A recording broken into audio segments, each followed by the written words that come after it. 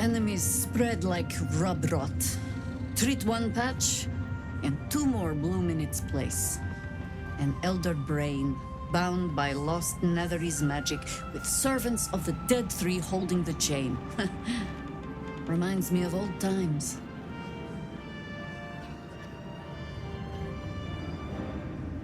Aren't you? It is good to savor the moment of victory. But pace yourself. Our fight is just beginning. When we met, I was licking my wounds. An old bear with her leg caught in the hunter's snare. Now I've slipped free of the trap and rediscovered my claws. It's time for me to hunt my prey. You have a nether stone, and you're on the scent of two more. These chosen have reason to fear you, and I would like to be at your side when you confront them.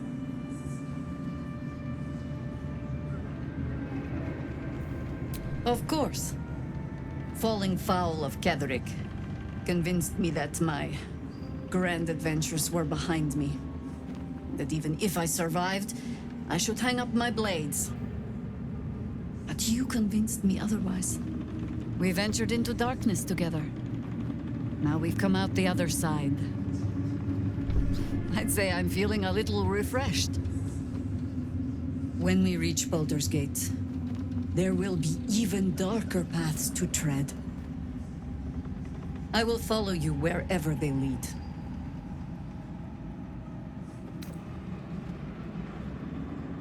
How does it compare to a shadow-cursed inn? With the Absolute's army gone, the Risen Road should be clear. We can follow it all the way to Baldur's Gate.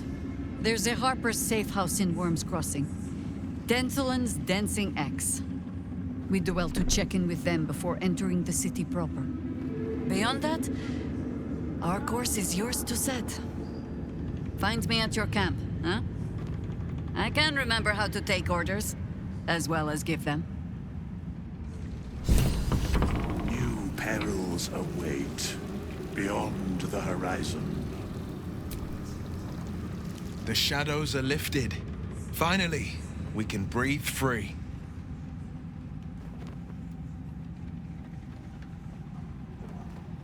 No, never. He did the only thing he could. In his eyes, I invited a devil into our midst. I was a fool at best, a traitor at worst, and Grand Duke Ravengard suffers neither.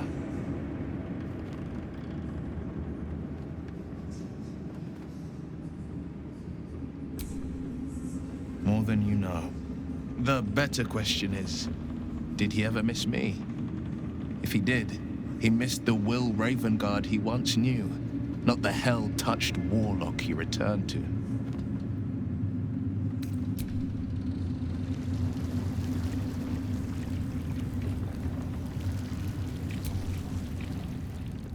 I, for one, will miss the Shadow Curse. For all the pain it caused us, it did at least obscure the incessant sun.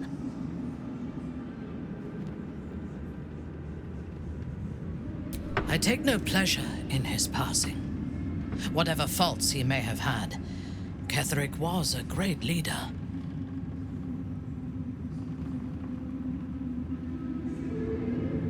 Of course.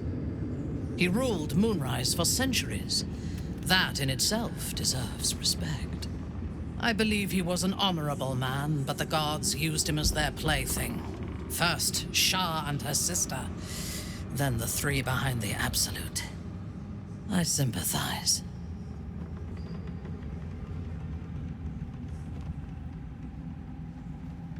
It is a sharp mind that feels sympathy for one who suffers unnecessarily, not a soft heart. I saw strength in Ketheric that had been diluted by pain, but I will never forgive him for handing me to Orin.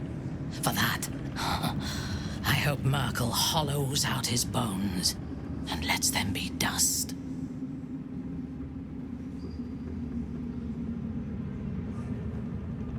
A true soul came to my city preaching a message of togetherness, accompanied by 2 novices. Menzoberranzan is not fertile ground for such messages. I killed them and hanged their bodies in my garden.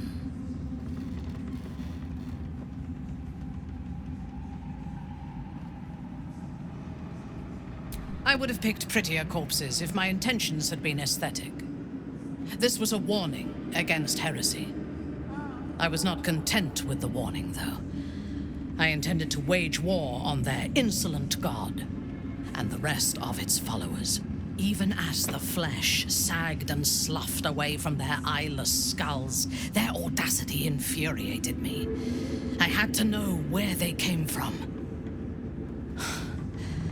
And whoever sent them was counting on my curiosity overcoming my caution.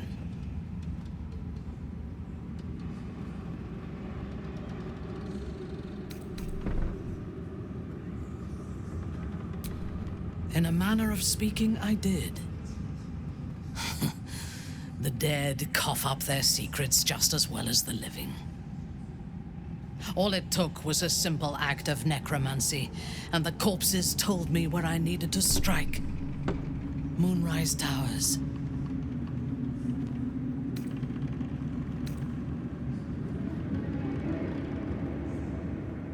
It is never safe to point out my shortcomings, Iblith.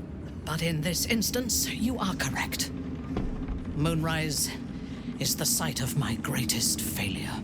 As it turned out, to my shame, I was defeated without even drawing my weapon. I came to Moonrise with a retinue of warriors and assassins, the best House Bainray had to offer.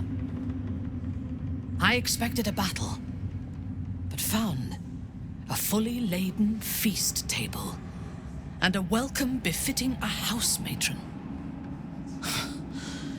Ketheric expected us, expected me, and I fell for his flattery.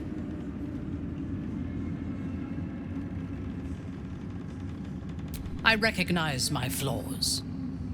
Pride is certainly among them. Ketheric proposed an alliance between Moonrise and Menzoberranzan. I admit I was captivated by him. He invited me to the head of his table as his guest of honor. I was wary, of course. If I had been in his position, the food would have been poisoned. It was not the food I should have been wary of. It was the pale woman at the foot of the table. Orin the Red. We had barely begun to eat when she spoke for the first time. I only caught one word, my name. Then, quick as lightning, she climbed onto the table, a dagger in each hand, and skipped toward me, slicing the throats out of my men as she passed them.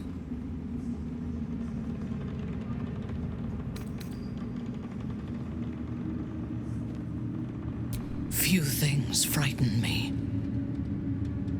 Orin is one of them. Ketheric held me still, his hand on my shoulder, the grip tight enough to crack the bone. When Orin stood before me, she touched the dagger to my eye, drawing out a tear of blood. "I want this one," she said. Ketheric nodded his permission, and I was taken below.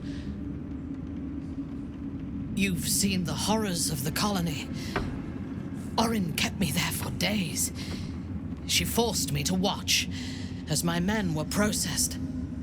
Some for food, others as thralls. And then she placed the tadpole in my eye herself.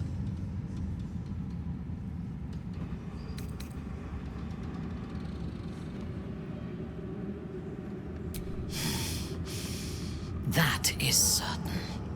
You know the rest as well as I do. There were massacres before the Grove. Religious communities, mostly. Those who refused to convert. Then there was you, and now there is freedom. Soon there will be vengeance.